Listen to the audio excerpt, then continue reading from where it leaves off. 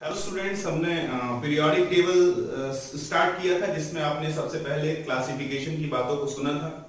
और क्लासिफिकेशन में आपने सब देखा था। सबसे पहला आर्टिकल डोबेरानस ट्रायड रूल, जिसमें कई सारे बेहतरीन से कॉन्सेप्ट्स मैंने आपको सिखाए थे और आपको ये बताया था कि किस तरह से पहचाना जाए कि कौन सा डोबेरानर ट्रायड है बिना किताबी बातों को याद किए हुए। उसी सिलसिले में हम आगे बढ़ेंगे। और दूसरा जो इफेक्टिव क्लासिफिकेशन किया गया वो किया गया न्यूलैंड के द्वारा। न्यूलैंड ने जब क्लासिफिकेशन किया तो उसने बोला कि अगर एलिमेंट्स को उनके एटॉमिक मास के इंक्रीजिंग ऑर्डर में रखा जाए तो हर आठवां एलिमेंट ये मींस एवरी एट्थ एलिमेंट पहले एलिमेंट के साथ सिमिलर फिजिकल और केमिकल प्रॉपर्टियां दिखाता है। Means according to Newlands rule, every eighth element is resemble in physical and chemical properties with the first element if these elements are arranged in the increasing order of their atomic mass। अब आप किताबों में देखते हैं कि सिर्फ calcium तक ही Newland का रूल डिफाइन है। एक्चुअली ऐसा कुछ भी नहीं है। न्यूलैंड ने कोशिश तो किया था अराउंड 56 एलिमेंट्स को 56 एलिमेंट्स को क्लासिफाई करने का, लेकिन कैल्शियम के बाद इसके सारे नियम कानून अच्छे से डिफाइन नहीं हुए। मींस उसके स्टेटमेंट को वो होल्ड नहीं करते हैं, इसलिए आगे की चीजें बुक्स में लिखी नहीं रहती हैं। लेकिन अगर आपसे क्वेश्चन पूछ ले कि how many elements are classified by Newland, तो आप 20 नहीं बोलेंगे, आप जवाब देंगे 56। अब जरा देखें कि फिर से मैं रिपीट कर देता हूं। उसने बोला कि if elements are arranged in the increasing order of their atomic mass, then every eighth element is resemble with the first element in the physical and chemical property। जैसे कि अगर मैं लिखूं लिथियम सोडियम जैसे कि मैं लिखूं lithium, beryllium, boron, carbon, nitrogen, oxygen, fluorine, उसके बाद लिखूं sodium, magnesium, aluminium, silicon, phosphorus, sulphur और क्लोरीन।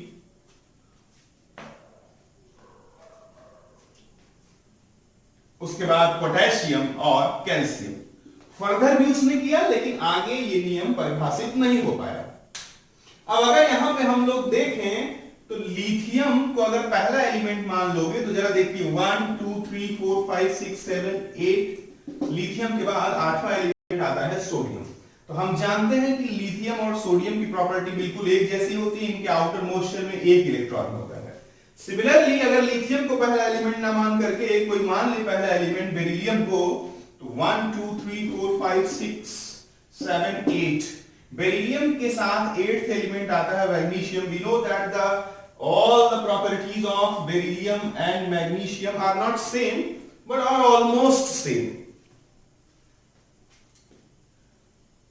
2 इलेक्ट्रॉन्स होते हैं, इसलिए हम बोल सकते हैं इनकी प्रॉपर्टी एक जैसी होती है। वैसे भी आप जानते हो कि एक ग्रुप में रखे गए हैं और वो सारे एलिमेंट जिनकी वैलेंसी सेम हो उनकी प्रॉपर्टीज भी लगभग सेम होती हैं। सारी नहीं सेम होती, क्योंकि आप आगे चलेंगे तो एनामोलस प्रॉपर्टीज के भी बारे में जानेंगे। यानी ग्रुप का पहला एलिमेंट जो अपने ग्रुप के जैसा प्रॉपर्टी नहीं शो करता है उसको बोलते हैं एनामोलस प्रॉपर्टीज। ठीक इसी तरह से बोरान को ले लेंगे तो भी चलता जाएगा। यानी कि ये प्रयास रहा उस दौर में जब साइंस का डेवलपमेंट काफी कम हुआ था। उस दौर में ये प्रयास किया गया न्यूलैंड के द्वारा। न्यूलैंड ने बोला था कि अगर एलिमेंट्स को उनके एटॉमिक मास के इंक्रीजिंग ऑर्डर में रखा जाए तो हर 8th एलिमेंट पहले एलिमेंट के साथ फिजिकल और केमिकल प्रॉपर्टीज में रिसेम्बलेंस दिखाता है, समानता दिखाता है। और उसने इस तरह से लगभग 56 एलिमेंटों को प्रयास किया, लेकिन कैल्शियम तक ही ये नियम चल सका। जरा सोचिए कि हमें आज तक वैसे तो 120 से किससे थोड़ा ज्यादा 120-21 एलिमेंट्स टोटल नोन है आज तक पृथ्वी पे, जिसमें से 118 एलिमेंट आपको पीरियोडिक टेबल में मिलता है पढ़ने को। अब जरा सोचिए कि अगर आपको 118 एलिमेंट की सारी प्रॉपर्टीज अलग अलग पढ़नी पड़ जाए तो दिमाग पागल हो जाएगा कि नहीं। हमें शुक्रिया करना चाहिए इन वैज्ञानिकों का जिनने ये कोशिश किया कि हम क्लासिफाई करें और एक तरह के एलिमेंट, एक तरह की प्रॉपर्टी शो करने वाले एलिमेंट्स को एक ग्रुप में रखा जाए, या कुछ ऐसे टेक्निकल बातों को डिफाइन किया जाए जिससे आने वाले मानव जाति को प्रॉपर्टीज अलग अलग ना पढ़नी पड़े, समस्याएं कम हो, एक ग्रुप को जान लें तो उस ग्रुप में आने वाले सबकी प्रॉपर्टीज क्या होती हैं, सेम। यही है क्लासिफिकेशन। तो उस क्लासिफिकेशन के दौर में ये बेचारा इतना बोला कि था, तब तक एक बहुत बड़ा खेल हुआ और जिसने इसके पूरे नियम को ध्वस्त करके रख दिया। उस खेल में सबसे पहली बात यह है कि invention of inert gases. Inert gases जो है आपके, ये न्यूलैंड के ऑप्टिक रूल जो है ये क्लासिफिकेशन का, तब तक ये इन्वेंट नहीं हुए थे। जैसे ही इनर्ट गैसेस इन्वेंट हुए, inert gases helium, neon, argon, krypton, xenon और नॉन। बेटा आप जानते हो कि नियॉन का एटॉमिक नंबर कितना होता है, 10 होता है। और ये ठीक आते हैं किसके बाद, फ्लोरीन के बाद। अगर हम फ्लोरीन के बाद रखेंगे किसको, नियॉन को, तो जरा देखिए तहलका मच जाएगा कि नहीं। क्लोरीन के बाद जैसे हम रखेंगे आर्गन को, तहलका मच जाएगा कि नहीं। कैसे तहलका मचेगा, देखो उसका स्टेटमेंट क्या था कि हर 8th एलिमेंट पहले एलिमेंट के साथ सिमिलरिटी दिखाएगा। अब जरा देखो पहला एलिमेंट कौन है, लिथियम। 1 2 3 4 5 6 7 8। अब 8th एलिमेंट सोडियम नहीं रहा, अब 8th एलिमेंट नियॉन हो गया।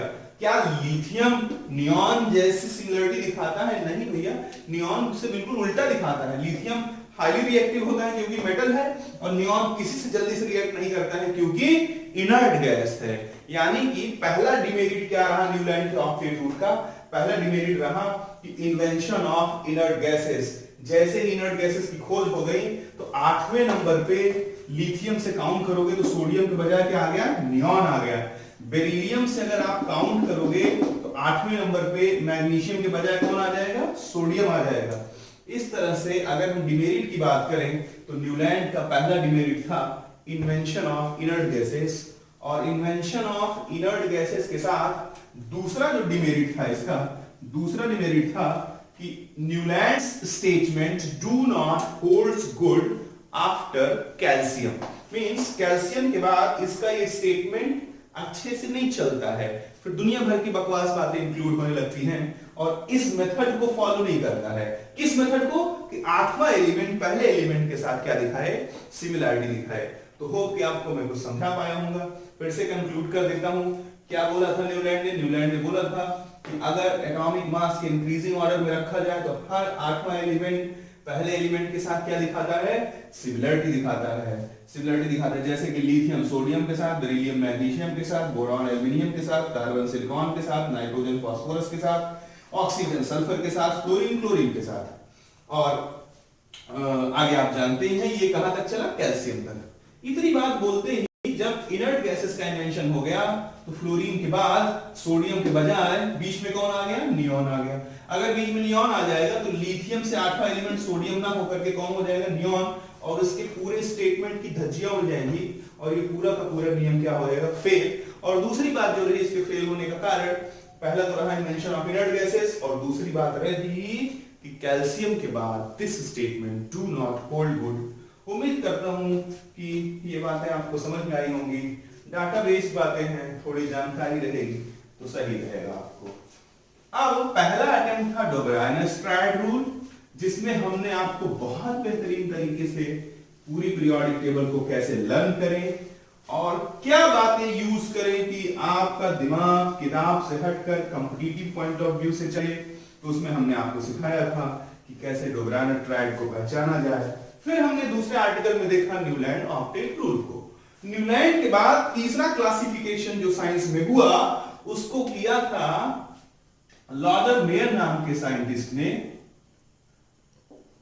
लॉदर मेयर ने क्या बोला, उसने बोला कि अगर मैं एक कर्व खींच दूं, बहुत इंपॉर्टेंट है, और वो कर्व मैं खींचूंगा एटॉमिक मास और एटॉमिक वॉल्यूम के बीच। मैं कर्व खींचूंगा एटॉमिक मास और एटॉमिक वॉल्यूम के बीच। तो उसने कुछ ऐसा कर्व पाया,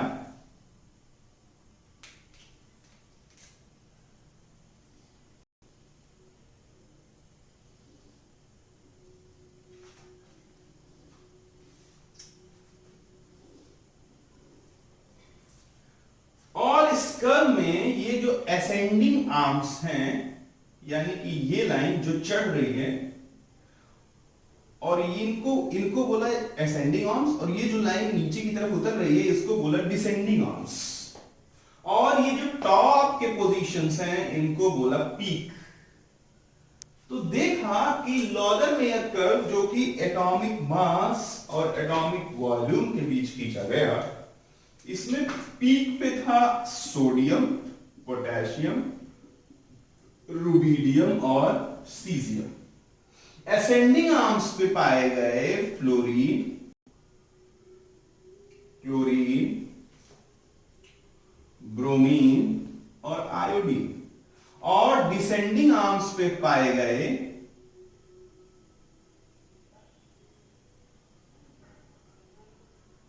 मैग्नीशियम, कैल्शियम,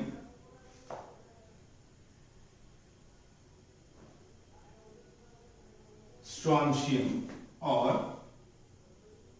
बेरियम। और जो इसका ग्राफ का मिनिमा था, ध्यान रखना बेटा ये ग्राफ ही न्यूमेरिकल है, उस मिनिमा पे पाए गए transition elements D and F block के एलिमेंट्स को क्या बोलते हैं? Transition elements. ध्यान दीजिएगा, लॉदरमेयर ने एक ऐसा कर्व बनाया, उस कर्व पे एटॉमिक मास और एटॉमिक वॉल्यूम के बीच में खींचा, मींस वाई एक्सिस पे एटॉमिक वॉल्यूम को प्लॉट किया, एक्स एक्सिस पे एटॉमिक मास को प्लॉट किया।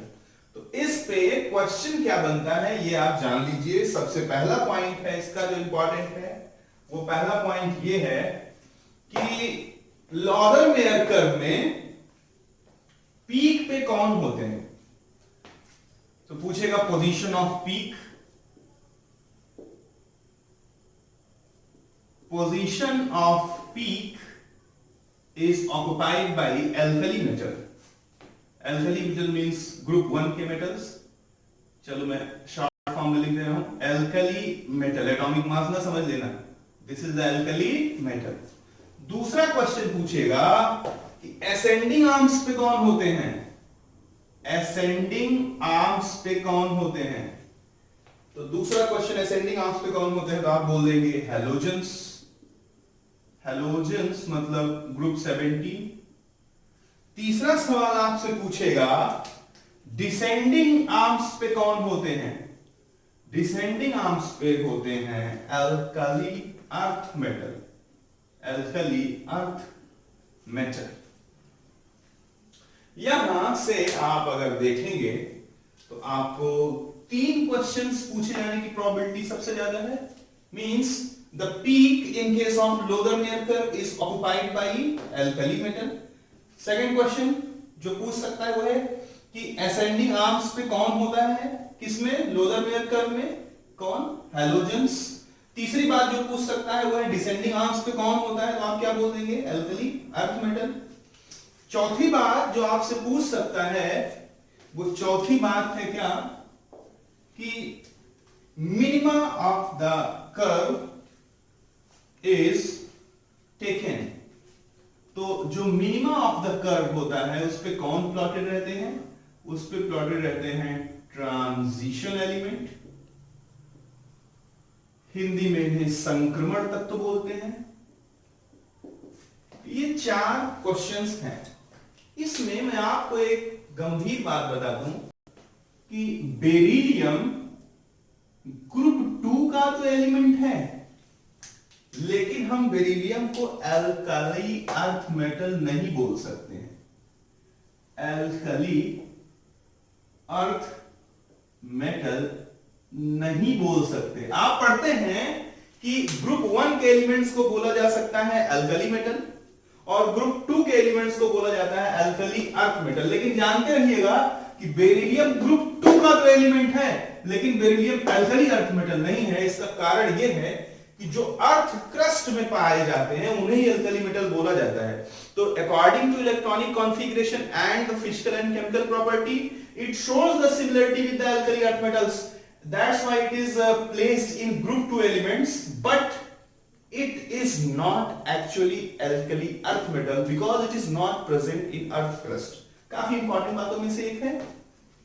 यहां इन 4 बातों से ये चीजें कंक्लूड करता हूं मैं। एक पांचवा बात ये भी पूछ सकता है जो कि काफी इजी है, कि पांचवा बात आपसे ये पूछ सकता है कि जो लोगर-मेयर कर्व है वो किसके किसके बीच में प्लॉटेड है। तो लोगर-मेयर curve is plotted between atomic mass and atomic volume। Atomic volume is taken at the y-axis and the atomic mass is taken at the x-axis। तो ये बातें हैं जहां से खत्म होता है लोगर-मेयर कर्व, ये आप देख सकते हैं।